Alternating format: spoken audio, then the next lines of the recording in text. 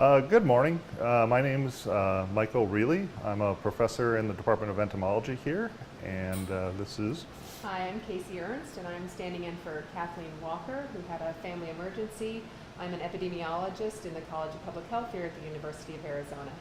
And today we're going to talk to you about mosquitoes and mosquito biology, and also the Great Arizona Mosquito Hunt, which is a project that's taking place here in Arizona to try to understand where Aedes aegypti are present throughout the state. And so we're going to start with a presentation to kind of explain a little bit more about mosquitoes, mosquito-borne disease, as well as talk a little bit more about the Great Arizona Mosquito Hunt of 2017. So the Great Arizona Mosquito Hunt has gone on now for 2 years. This is its third year, 2017, and we're hoping to get a lot of people involved across the state of Arizona. So why do people actually need to care about mosquitoes? Well, there's a lot of reasons why. Mosquito-borne illnesses cause many deaths, including those from malaria, primarily in children, and that's about 600,000 just caused by malaria each year. And then also in the United States, we've had emergence of Zika virus, which has been in the news a lot and is associated with children born with severe developmental disabilities. And so as we become a more globalized world, more of these infections may arise in the United States and spread throughout the world globally. So how do mosquitoes carry or transmit disease? Well, first step is that you have a mosquito that takes a blood meal from a person who has the virus or the parasite in their blood.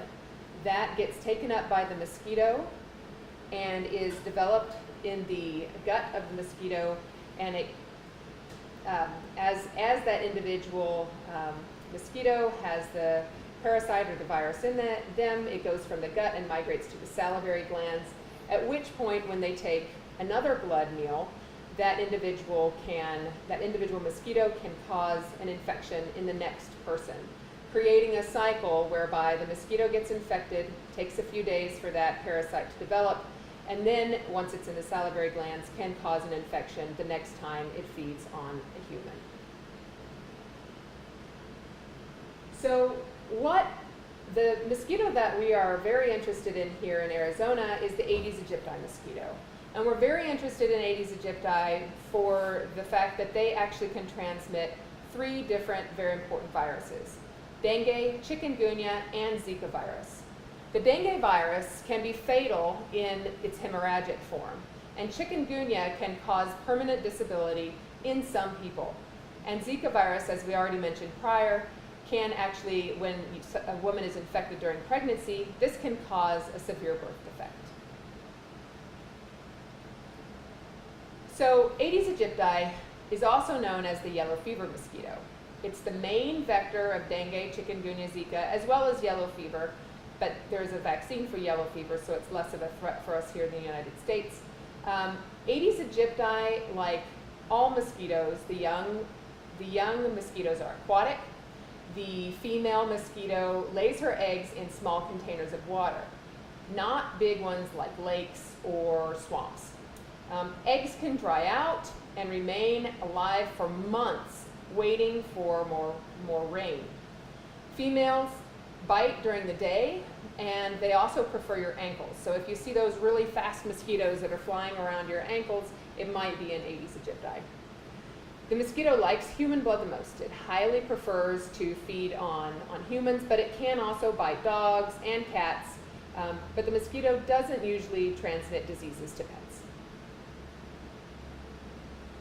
So if you're out and you have slapped a mosquito and you want to know if it's an Aedes aegypti, there are a couple of hallmarks to Aedes aegypti that you can look for.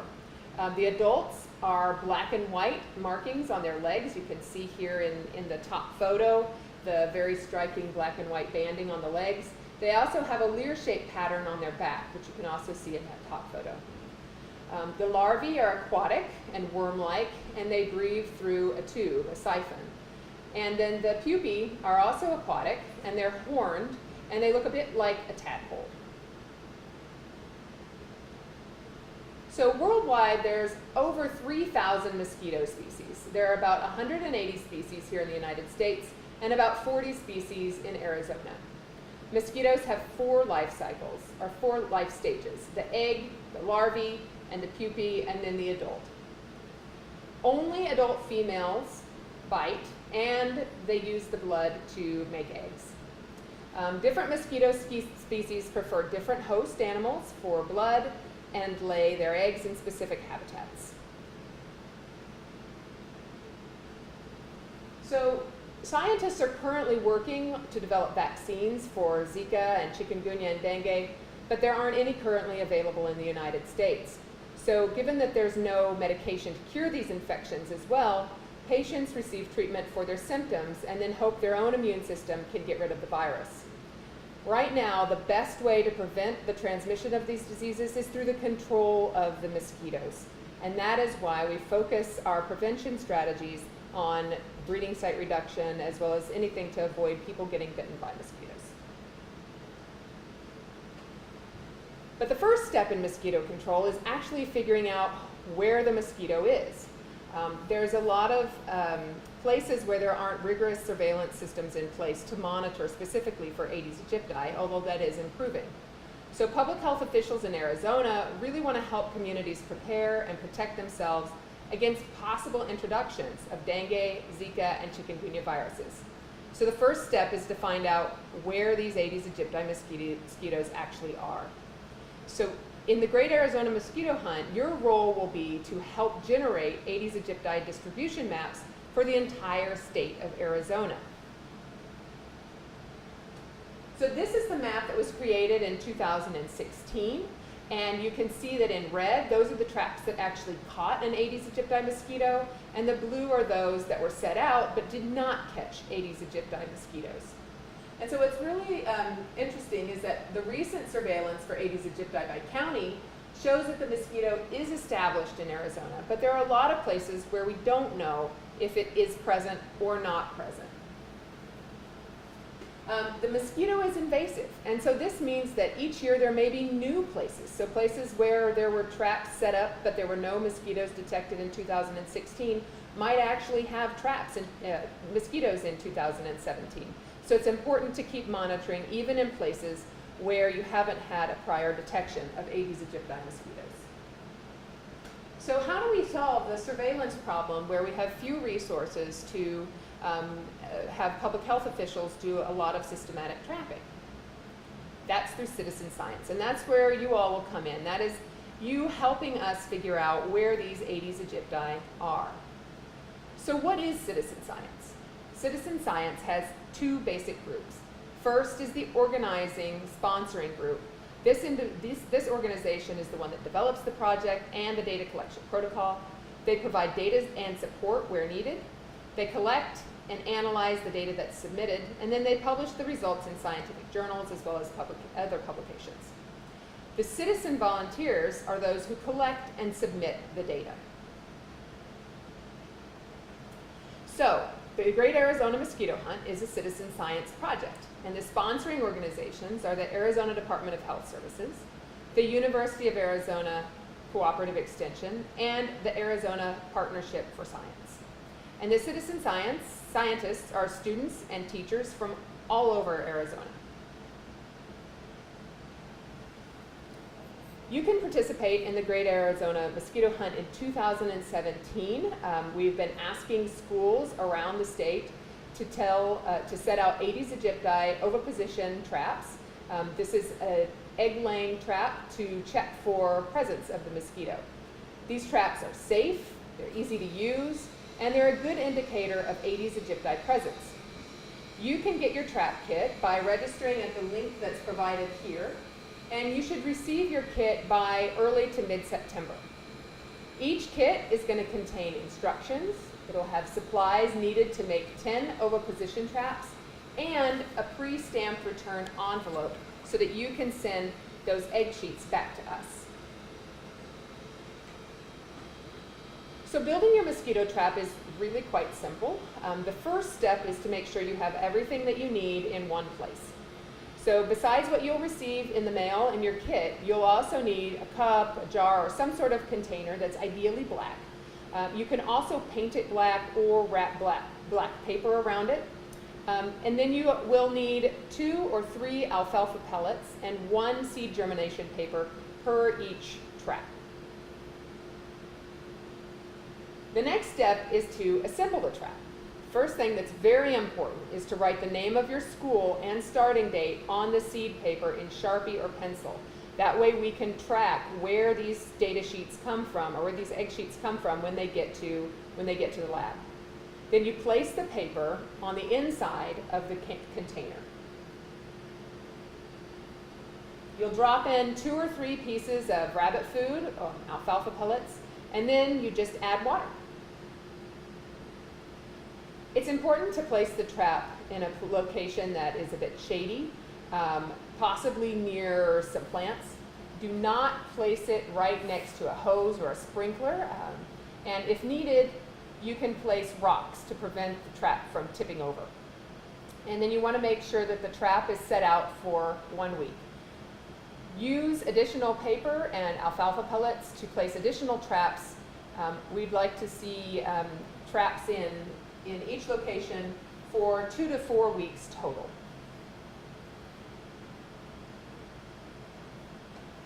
Finally, at the end of the trapping period, you'll collect the egg sheets. So essentially, you just pull the seed germination paper out of the trap, dump out the remaining water, and then continue trapping for another week. Just add more water, alfalfa pellets, and then line with a new labeled seed paper. You'll take the used seed paper out and you'll allow it to completely dry. And then you can examine it with a hand lens to see if any eggs are present. And you can see on the picture in the right, this is what the eggs look like. They're very small, sort of oval shaped, black, and they're usually in a little bit of a line.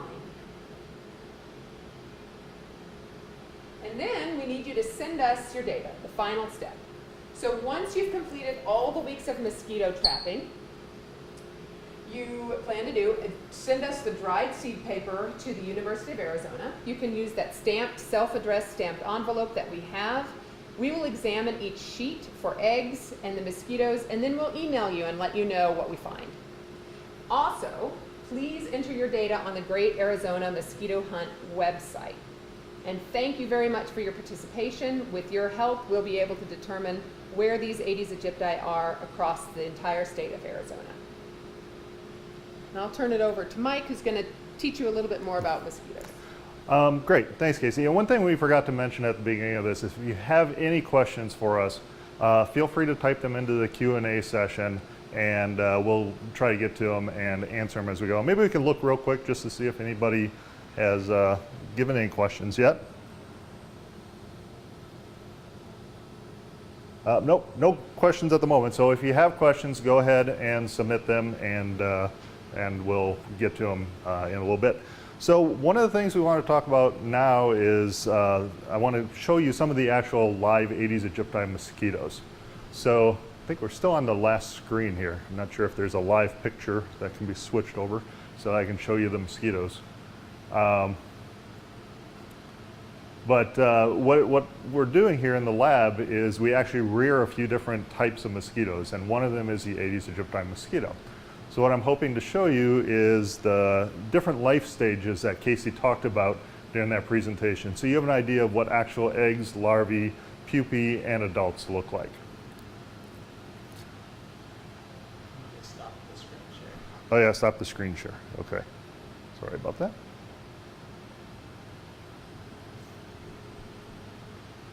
All right, perfect, there we are. So, hello. So again, we have some mosquitoes sitting here for you guys to look at. And the first thing I want to show you is this here. This, Casey showed you this in the presentation. This is a oviposition substrate, a germination paper that has mosquito eggs on it. And now you'll never see this if you're doing trapping in the field. This is an insane number of eggs. There's probably anywhere from 10 to 20,000 mosquitoes on here. But when we're rearing these in the colony within the lab, we can grow up large numbers. And so what you can see here is these are floodwater mosquitoes. So this would be the water line, and the female mosquitoes start laying their eggs right at the water line and work their way up. So if this was in the field, you might have a leaf that's hanging in the water and she'll oviposit just above the water line there. Or you might have a dog dish and they can lay their eggs right above the water line. And then once the rain stops and everything starts drying out, these guys can actually stay as dried eggs for up to 9 months. And that allows them to make it through winter, or here in Arizona, they can make it through the really dry season where there's no rain. And then as soon as there's rain, within about 30 minutes, all of these eggs can hatch out. So if I went and threw this in water right now, within about 30 to 45 minutes, we'd have 10,000 plus larvae swimming around that we could then do research on. So that's the egg. The next step is the larval stage, and you can see that here. I'm not sure if we can zoom in. Oh, there we go, perfect. So this is the larval stage. They're in this stage for about a week. Depending on temperature. It can take a little longer if it's really cool out. And they go through 4 molts during this stage. So they start out just a little bigger than those little black dots on the egg sheet, and then this is as big as they get. Within about a day, these guys are going to go through metamorphosis and become adult mosquitoes. So the next stage, which these guys will be at tomorrow, is the pupal stage. So during the larval stage, the mosquito is feeding in the water. It's any bacteria or other detritus that will fit in the mosquito's mouth, the mosquito picks up and feeds on. Then after a week, they pupate into this stage, which looks like little commas. And these guys are basically non-feeding. They're essentially like butterfly cocoons or chrysalis, except they're mobile. And within 2 days, they'll stay in this stage for 2 days, 48 hours. And then they'll emerge as an adult mosquito. And then it'll take about a day or two before that mosquito can take a blood meal and find you and begin transmitting disease. So if we can swing over here for a second, we have the actual adult mosquitoes. So we have 2 different cages of mosquitoes. This one over here, well, this one here are the male mosquitoes, and this one over here are the female mosquitoes. And they're not too hard to tell apart once you know what you're looking at. The males actually have very fuzzy antennae because they need to pick up all the pheromones floating through the air from the females so that they can find the female mosquitoes. The female mosquitoes just have really straight filiform antennae. And the males tend to be a little smaller, although it's hard to do that or judge that when you're actually in the field. So like Casey said, only the female mosquito blood feeds. And the only reason they need to blood feed is to get enough protein to produce a clutch of eggs. So every time they take a blood meal, they then produce about 100 eggs. They oviposit them, and then they have to take another blood meal before they can produce their next clutch of eggs. And because of that, the males and females have developed different biologies. So one of the things I want to show you is the ability of the male mosquito to find the female mosquitoes. So if you're sitting around in the backyard, you've heard a mosquito buzzing in your ear. Well, it ends up that male mosquitoes and female mosquitoes have different wing beat frequencies. So if a female mosquito is going, nee, the male mosquito is going, nee, and that's how they can differentiate whether they're a male or a female mosquito. And so what I have here is a tuning fork, and this is roughly the wing beat frequency of the female mosquitoes. So the males will hone in on the wing beat frequency of the females and then begin to mate with them. And so what I'm going to do is we have the 2 cages here. I'm going to hit the tuning fork, and the males over here, if they behave, should begin getting really active, flying around thinking this is a giant female mosquito, and then the female mosquito should have no effect. So let's see if this works or not. I'm going to hit the tuning fork, hold it up to the males, and you can see they get very excited very quickly. And then if we do it on the female mosquitoes, which is the next cage, you don't have any effect whatsoever. So males, and then the females. And what the males will actually do is they'll actually match their wing beat frequency with the females, so they'll be like, nee, and match it when they're trying to mate, and then they know they're mating with the female mosquitoes. So another thing that's different about the female mosquitoes is that they have to find us. So the males are only concerned about finding the females. The female mosquitoes have to find us in order to take a blood meal. So there's a few things that they are attracted to. The first one, and the best known one, is carbon dioxide. So if these guys, or girls I should say, are ready to blood feed, if I blow on them a little bit, you can see they react to the carbon dioxide and get very, very active very quickly. And you can actually see maybe a few of them coming up to the top and actually trying to probe where that carbon dioxide is. So that's how they find you from a long ways away. So you can actually sense you from about a football field's length, about 100 yards. And they'll sense that carbon dioxide and they'll just start flying back and forth and follow that concentration of CO2 all the way right back to you. That's why a lot of traps are baited with carbon dioxide, because it brings the mosquitoes in. Now, when they get close to you, the next thing they're interested in is heat. So what I'm going to do here is I'm going to hold them on my hand for just a second. Try not to let them bite me. And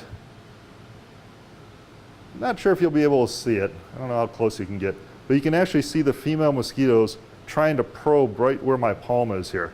And you can see them beginning to build up there, because they can sense that heat being transmitted through the plastic cup. And these guys these girls are really hungry, so they're literally trying to probe through the plastic to get to my skin. So when I take my hand away, I'll do it on the white here, so that it'll hopefully be filmed a little better.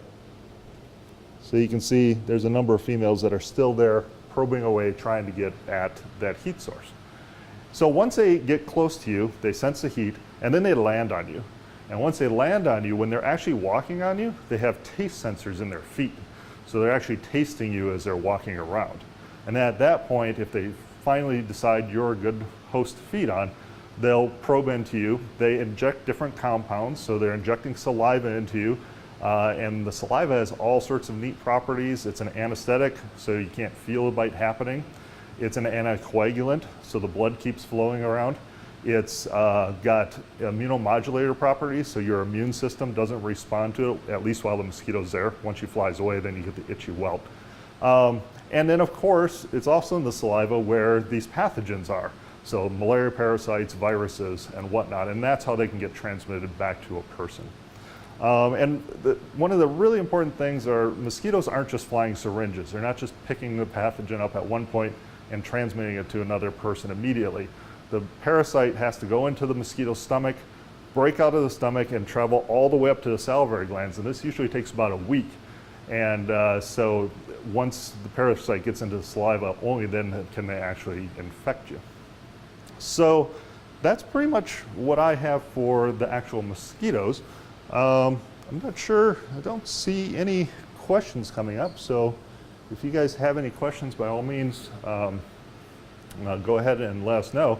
Another thing we can show you is a short video that kind of goes through the life stages and shows the mosquito actually blood feeding, hatching out of an egg, going through the larval and pupal stage, hatching out of the pupal stage into the adult, and then completing that entire life cycle. So if we don't have any questions, I'll go ahead and check that out right quick.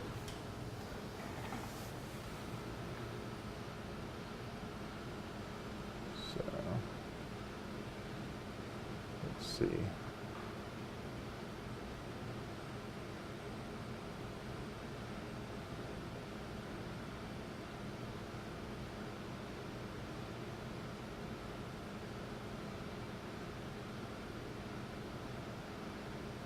All right, so I'm not sure if you have, well, have we switched over? Hold on a second. Oh, share screen, right? I did not hit that. Okay, so here's the video. So started over at the beginning. And so I'm not sure if you have audio during this. It's me talking normally. So I will go ahead and just do a little narration as we're going. So this is a female mosquito. It's actually feeding on my arm. And she is drilling into the skin with the proboscis, and then she'll feed on blood. Oh, they have audio. Okay, great. Oh, no. Okay. Oh, they don't have audio. All right, so she's drilling into you, and you can actually see the blood beginning to fill up in the abdomen. And this will take about 2 minutes or so, and then she'll complete her blood meal. At this stage, she'll produce eggs, lay them on the oviposition substrate, And after about 2 days, the larvae can hatch out. So this is a very first instar larvae that has broken the cap off of an egg and is beginning to emerge from the egg.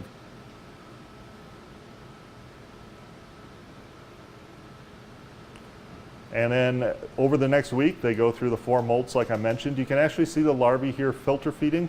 You can see the little mouth part fans pulling in different particles from the water.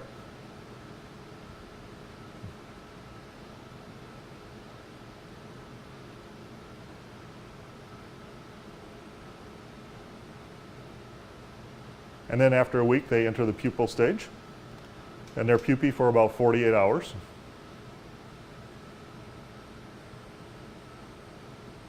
And then after 48 hours, they'll emerge as adults. And this takes about 2 to 3 minutes. So this is actually a time lapse sped up 6 to 10 times. And you can see the adult mosquito just works her way out over several minutes. And once she's out, she'll let her wings dry, and then she'll be able to fly away and begin feeding on people.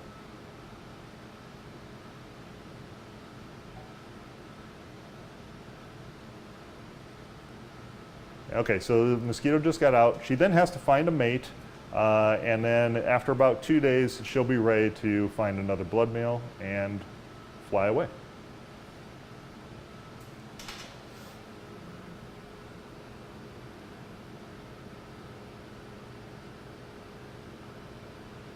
Okay, so again, if you have any questions, feel free to post them into the Q&A. We have one question now from Marilee. How long do adult mosquitoes live, and is it different for males or females? So that's a great question, near and dear to my heart, because that's one of the things we're very interested in here is mosquito lifespan. So we've done lots of lifespan assays on males and females in our lab. So within our insectary, under perfect conditions, 4-star hotel, very happy conditions for the mosquitoes, these mosquitoes can live almost 3 months, the females. The males have much shorter lifespans. They tend to only last about 3 to 4 weeks. But that's in the lab. In the field, most mosquitoes are only surviving about a week to 10 days. And since it takes, for example, malaria or the dengue virus 10 to 12 days to get into the saliva of mosquitoes, it's really just the oldest mosquitoes, the ones that can survive for 10, 14, 20 days, that are responsible for most of the disease transmission. And that's why we're interested in it. We want to know what percentage of the mosquitoes out in the field are actually even capable of transmitting these viruses or malaria parasite. So that's a great question. Again, any questions? Go ahead and pop them up. I don't know, do you have anything to add in the interim, Casey? Sure, I can just speak a little bit about what's happening right now in other parts of the United States where we're expecting to see very big surges of mosquitoes following Hurricane Harvey, and we'll see what happens when Hurricane Irma makes landfall. But all of the water that gets deposited doesn't necessarily mean that it's only going to be Aedes aegypti. Aedes aegypti will probably take a while to recover, but certainly there's the possibility of Aedes aegypti getting pretty high populations this year too. But I think this year people are really concerned about the potential threat of both Aedes-borne diseases as well as Culex, West Nile, following all of the rainfall that has been occurring.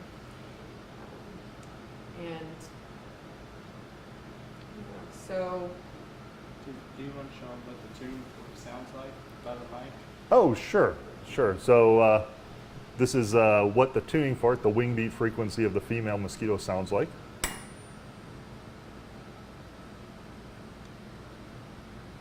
Hopefully that wasn't too annoying on that end.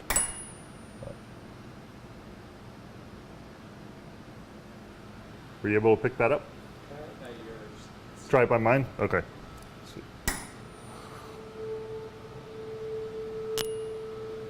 Maybe? A little bit. Yeah, it's kind of hard to hear. Even when you're right here, these are rather hard to hear, but certainly the mosquitoes can pick that up very easily and respond to that.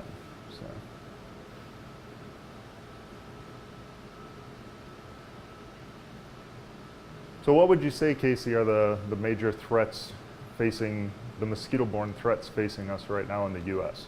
In the United States, well, clearly West Nile virus is probably the most important arbovirus that we have right now.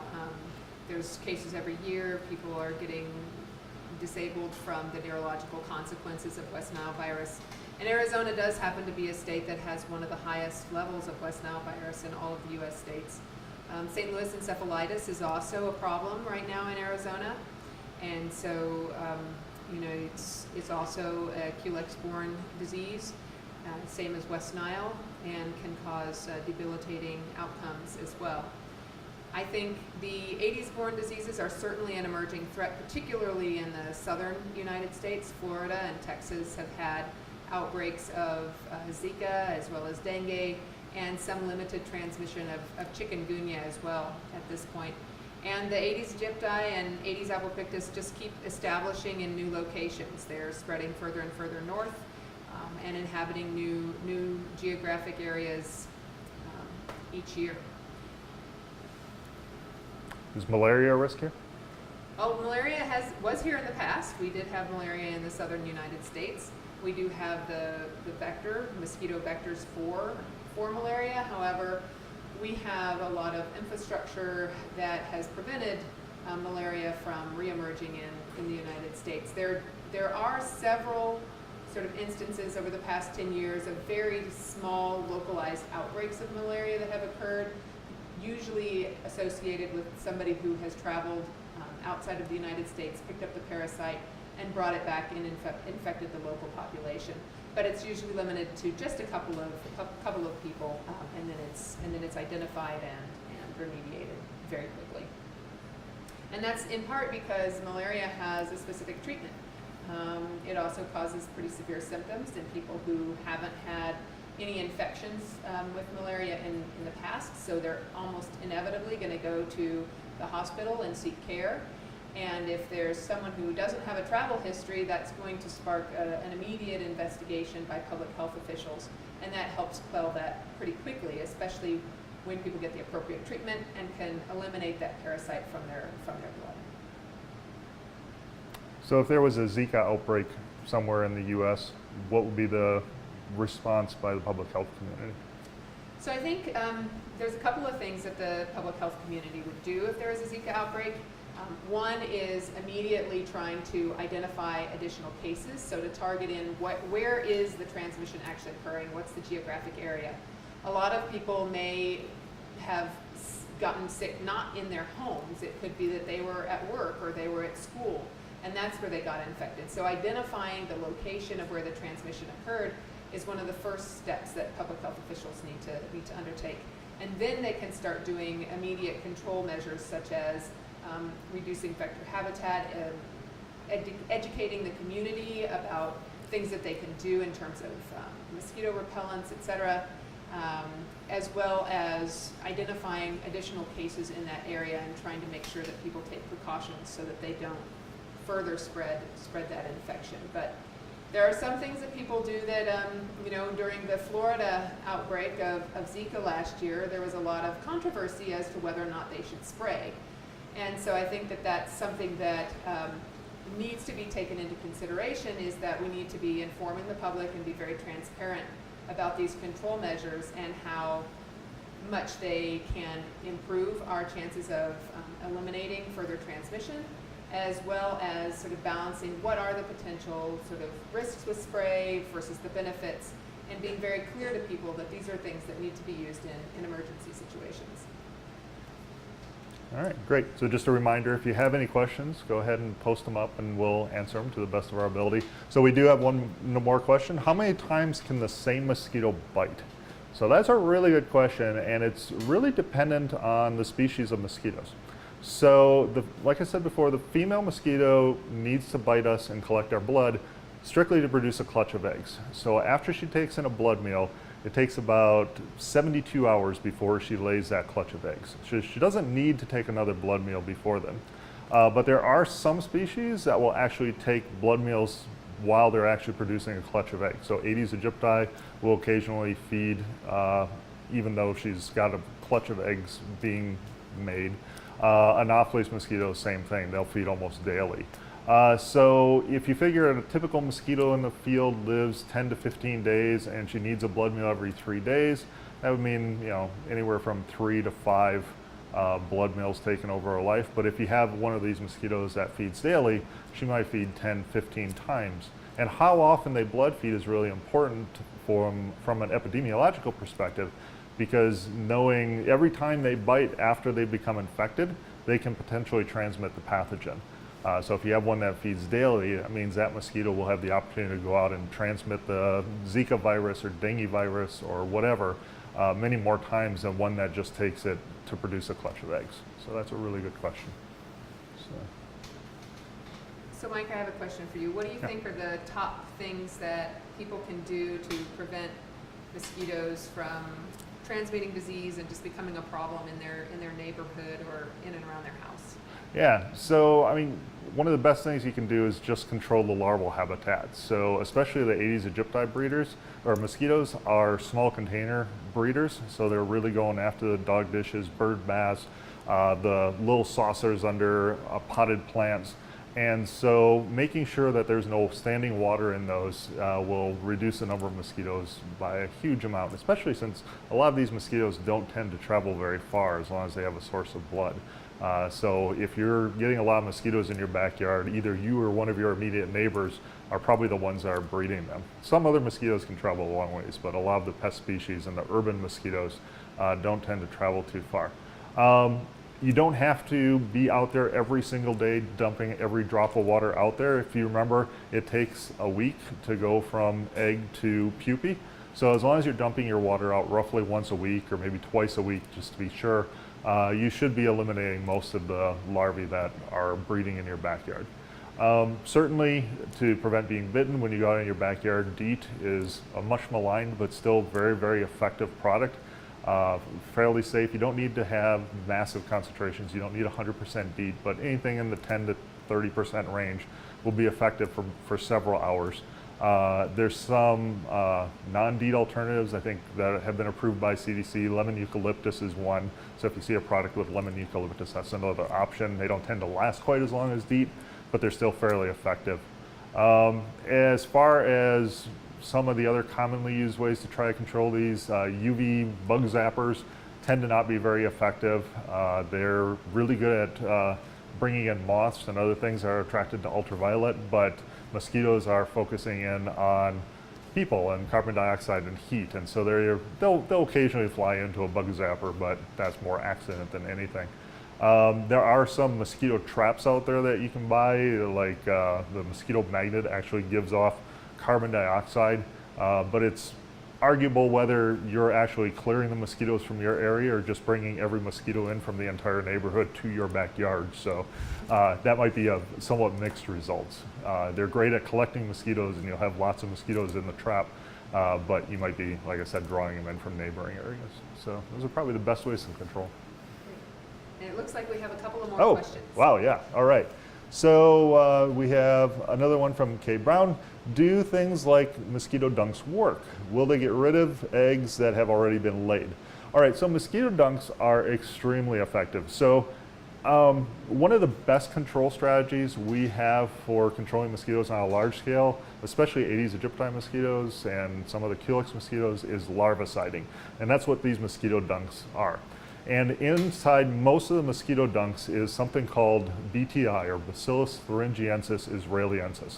And that's actually a bacteria that produces a toxin that punches holes in the larval mosquito's gut. So when the larvae actually filter feeds these little toxins, it ends up killing them. So it doesn't kill the eggs directly, but it's very, very effective at killing the larval stage. So it's probably the best product to use if you have a mosquito problem in your backyard. Like if you have a larger pond or something that you're trying to control. Fogging, area fogging can be effective for some mosquito species, but for a lot of them it's not always the most effective approach. So yes, mosquito dunks work, they target the larval stage, and they're extremely effective. And then we have another question. If you dump the bowl out on damp ground, can the larvae finish their life cycle? Possibly. So we had one example here in our lab. where we had, it was pupae, but, well, I've had some older larvae too, like what you're seeing on the video there. And the mosquitoes, instead of being frozen like we normally do, the person just threw them into the trash. And within 2 days, we suddenly had clouds of mosquitoes coming out of the trash can, even though there wasn't officially standing water in there. So if they're almost ready to emerge as adults, they could survive on wet ground long enough to actually come out as an adult. If it's early on, if they're only first or second instar larvae, a few days out of the egg, they'll die.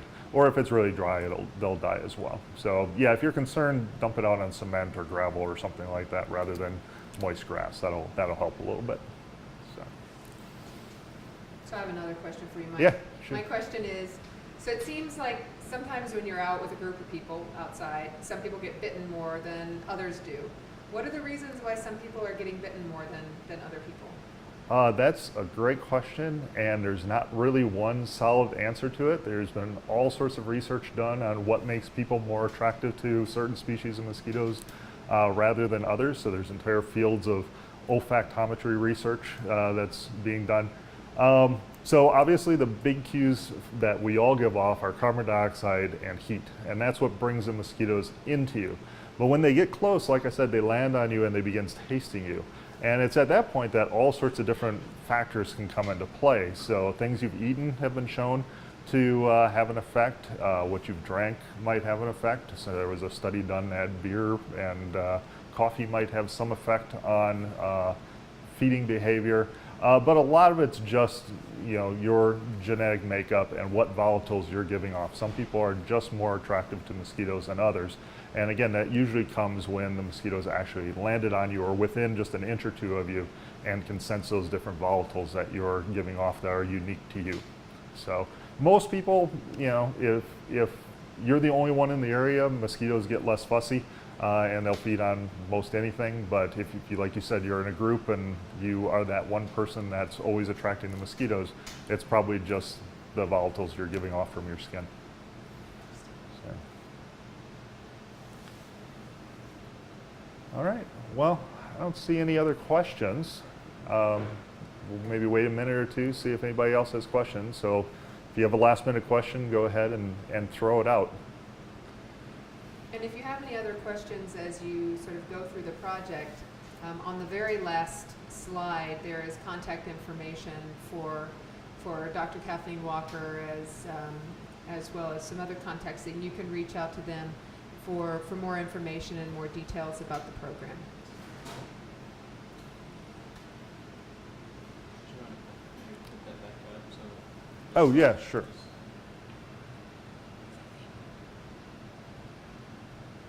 Oop, not that one. Which one? The very last one, the very bottom. Yeah, I missed. I thought I was on the last slide, but I wasn't. That was just the. There we go. Yeah, and Cara Carter. I think I need to share it again though.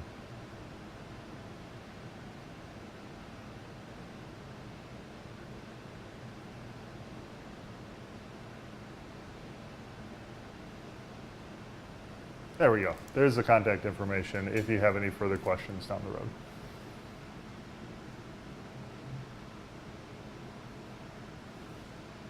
Oh, we do have one more question. Is it okay to set a trap at a location that is not our school? Go ahead. Yes, so I think that's fine. I know that there's been some schools that are in areas perhaps where there are mosquitoes that are present, but they're just not at the school grounds. Schools tend to be pretty clean in terms of keeping containers and standing water clear off school grounds, so it may be possible that there are mosquitoes in the community but not on the school grounds. So if you're getting enough materials to set out 10 traps, you can certainly take some home. Just please send us the address of where you set out the trap so that we can accurately map where it was located when you set it out. Stop the share and then we'll wrap it up. Okay. All right. Well, thank you for taking the time to listen to our presentation on the Arizona mosquito hunt. And Yeah, we're Yeah. really hoping that more people than even last year will participate. We had a great response rate last year, and we're hoping for even more this year. The more people we can get out, even if you think you don't have the mosquito in your area, you might be surprised. So we'd really like to get people in every single county and city and municipality that we can, so that we can really understand where this mosquito is, so that we can control it and make sure that we don't have any outbreaks of dengue or Zika or chikungunya in the area. Yep, and again, feel free to contact us if you have any questions after this presentation. Thank you. Thanks.